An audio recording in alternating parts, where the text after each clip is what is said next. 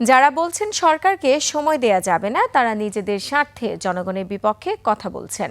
BNP আগামী ৫ বছর সরকার পরিচালনা করবে এবং নির্বাচনী প্রতিশ্রুতি পূরণ করবে জানিয়েছেন প্রধানমন্ত্রী তারেক রহমান। দেশে অস্থিরতা তৈরি হলে সাধারণ মানুষের জন্য নেয়া সরকারের সামাজিক সুরক্ষা কার্যক্রমগুলো ব্যাহত হতে পারে।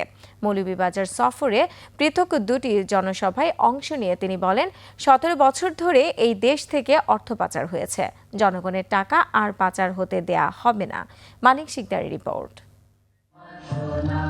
বিকেলে মৌলভীবাজার সরকারি কলেজ মাঠে ফ্যামিলি কার্ড বিতরণ অনুষ্ঠানে যোগ দেন প্রধানমন্ত্রী তারেক রহমান। জনসভায় মৌলভীবাজার জেলার ৪ সাংসদ ও স্থানীয় নেতৃবৃন্দ বিভিন্ন জনদাবি তুলে ধরেন। জোরালো দাবি ওঠে শমশেরনগর এয়ারপোর্টের বাণিজ্যিক চলাচল, বিশ্ববিদ্যালয়, মেডিকেল কলেজ সহ যোগাযোগ ব্যবস্থার উন্নয়নের। এই যে আমাদের গ্রামীণ রাস্তার অবকাঠামোর যে মেইনটেনেন্স পর্যন্ত কিছু করে যায় না। বিএনপি দেশের মানুষের জন্য কাজ করছে উল্লেখ করে প্রধানমন্ত্রী বলেন, দেশের যেসব উপজেলায় বর্তমানে 50 শয্যার হাসপাতাল আছে সেগুলোকে দ্রুতই 101 শয্যায় উন্নীত করবে সরকার।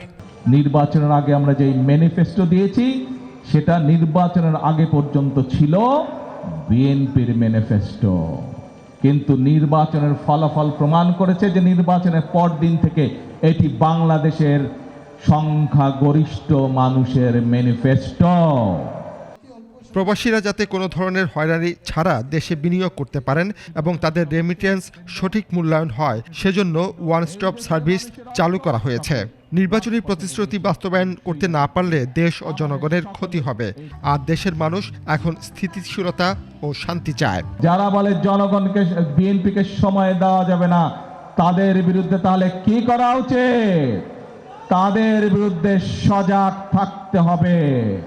এর আগে মৌলভীবাজারের শ্রীমঙ্গলের ভিক্টোরিয়া মাঠে ফ্যামিলি কার্ডের ৩য় ধাপের উদ্বোধন করেন প্রধানমন্ত্রী তারেক রহমান। বলেন, ১৭ বছর জনগণের অর্থ জনগণকে না দিয়ে একটি দল বিদেশে পাচার করেছিল।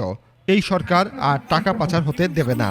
যারা এই দেশ থেকে টাকা পাচার করেছে, যারা এই দেশ থেকে টাকা বাইরে পাঠাতে চায়, জনগণের অর্থ টাকা বিদেশে পাঠাতে চায়, আমরা আজ থেকে তাদের বিরুদ্ধে কঠোর অবস্থান গ্রহণ করব। পর্যায়ক্রমিকভাবে সকল পরিবারের কাছে আমরা ফ্যামিলি কার্ড পৌঁছে দেব। বিশেষ করে নারী প্রধানদের কাছে, পরিবারের যে নারী প্রধান তার কাছে।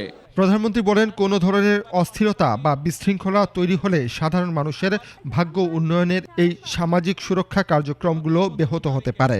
বাংলাদেশকে যদি সামনের দিকে এগিয়ে নিয়ে যেতে হয় তাহলে সকলকে একসাথে আমাদের সহযোগিতা করতে হবে, সকলকে একসাথে কাজ করতে হবে। মানিক শিকদার, ২১ টেলিভিশন, ঢাকা।